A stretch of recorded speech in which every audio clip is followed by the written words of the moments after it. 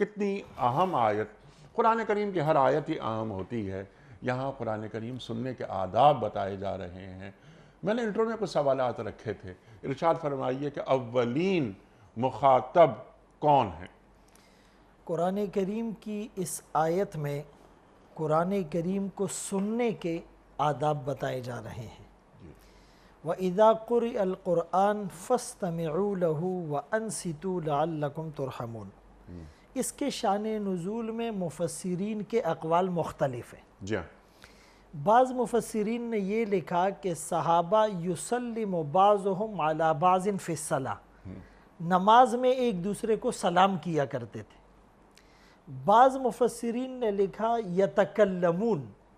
اچھا وہ باتوں سے مراد کیا ہے کہ وہ پوچھتے تھے کم صلیتم، کہ کتنی رکعتیں ہو گئی، کم بقیہ یا کتنی رکعتیں باقی ہیں.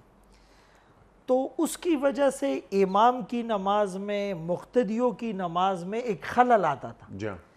اور اس تعلق کے دوران تو مکمل یکسوئی، استحضار اور کنسنٹریشن کا حکم ہے. تو مفسرین نے جو اس کا خلاصہ نکالا سمرائز کر کے، وہ یہ نکالا کہ فرمایا کہ اس سے مراد جب نماز میں قرآن پڑھا جائے تو تم کان لگا کر سنو. سبحان اللہ. اچھا ایک ہوتا ہے عربی میں سننا، جس کو اسمعو سے تعبیر کیا گیا، اور ایک ہوتا ہے کان لگا کر سننا، جس کو اردو میں یوں بھی کہا جا سکتا ہے کہ دل کے کانوں سے سننا. سبحان تو اللہ. اس کے لیے استمعو یعنی وہ ثلاثی مجرد کا باب ہے، اور یہ جو ہے وہ مزید کا ہے.